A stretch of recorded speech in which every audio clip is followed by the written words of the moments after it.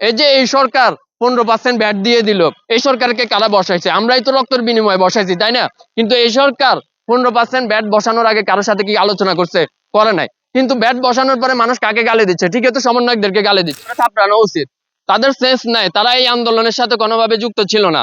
যে কেউ ব্যক্তি, যে কেউ হুএভার এই আন্দোলনের সাথে যুক্ত ছিল, সে কখনো এরকম নন রেসপন্সিবল এরকম একটা প্রতিবেদন করতেই পারে না কাউকে জনগণের সামনে খারাপ করার জন্য।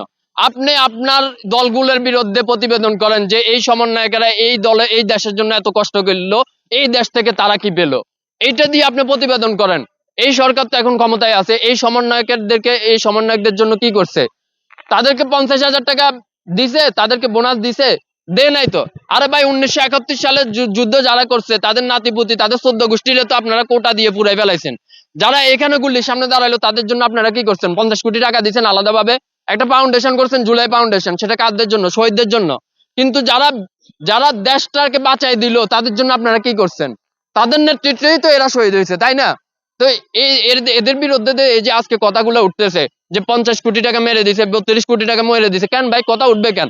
মেরে দেওয়ার আগে আপনি লিগালি নোটিশ জারি করে 32,000 কোটি টাকা তাকে দিয়ে দেন যে তোমরা এই দেশ স্বাধীন করছো, এটা তোমাদের প্রাপ্য, দিয়ে দিলাম। তারপরে তো ঋণ শোধ হইতো না।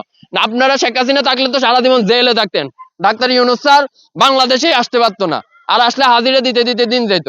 তা আপনার তো অনেক বিলিয়ন বিলিয়ন সম্পত্তি আছে, ওখান থেকে 10 বিলিয়ন দিয়ে দেন সমন্বয়কদের, যে তোমাদের ঋণ শোধ করবো। ওই যে আমাদের ইসলামে একটা কথা আসে না, যে সবকিছু দিয়েও মায়ের দুধের ঋণ শোধ হবে না। তো এই সমন্বয়কদের অবস্থানটা এখানে ভাই। আপনারা যদি সমগ্র বাংলাদেশের অর্ধেক বিক্রি করে তাকে টাকা দিয়ে দেন, তারপরে এই ঋণ আপনি শোধ করতে পারবেন না। দ্যাট ইজ দ্য বাস্তবতা। এটা নিয়ে আপনি বলতে পারেন, ওই যে যখন আমাকে প্রথম আলোতে মারা হইলো তখন তারা কি বলছিল যে 5 তারিখে তোদের সমন্বয়কদের কিছু করতে পারি নাই, এখন একটা একটা করে ধরবো, এখন একটা একটা করে শেষ করে দিব। ঠিক আছে? তো এটা হলো তারই বহিঃপ্রকাশ। তারা ডেইলি বাই ডেইলি আমাদের কোনো না কোনো ভাবে আনরেসপেক্টফুল করার চেষ্টা করতেছে মানুষের সামনে, বা আমাদেরকে যেভাবেই হোক ডিসগ্রেস করার চেষ্টা করতেছে, আমাদেরকে নিচু দেখানোর চেষ্টা করতেছে, যাতে একটা পর্যায়ে মানুষের ভিতরে ক্ষোভ ক্ষোভ জমে উঠে যে সমন্বয়কেরা আমাদেরকে ধ্বংস করে দিচ্ছে, এরকম একটা ক্ষোভ মানুষের ভিতরে জন্ম নেয়। এখন ভাই, এই যে এই সরকার 15% ভ্যাট দিয়ে দিল, এই সরকারকে কারা বসাইছে? আমরাই তো রক্তের বিনিময়ে বসাইছি, তাই না? কিন্তু এই সরকার 15% ভ্যাট বসানোর আগে কারোর সাথে কি আলোচনা করছে? করে নাই। কিন্তু ভ্যাট বসানোর পরে মানুষ কাকে গালি দিচ্ছে? ঠিকই তো, সমন্বয়কদেরকে গালি দিচ্ছে। কিন্তু সরকারের সাথে তাদের কোনো সম্পর্ক আছে? আছে। কিছু কানেক্টেবল সম্পর্ক তো সবার সাথেই থাকে। কিন্তু চালাচ্ছে কে রে ভাই? চালাচ্ছে তো এই সরকারের উপদেষ্টারা, তাই না? তো ভ্যাট বসাই দিলে এটার দায়টা কার? উপদেষ্টাদের না? না তো সমন্বয়কদের। কিন্তু মানুষ গালি দিচ্ছে কাকে দিন শেষে? সমন্বয়কদেরকে। তো বিষয়টা এখানে, ডিজিএফআই চাই একটা ইনফরমেশন দেখ, চাই কোনো নিউজ পেপার সমন্বয়কদের বিরুদ্ধে একটা ইনফরমেশন দেখ। সরকারের উচিত এটাতে হস্তক্ষেপ করা, যে তুমি যে একটা ইনফরমেশন দিছো এটার কতটুকু যুক্তিকতা আছে।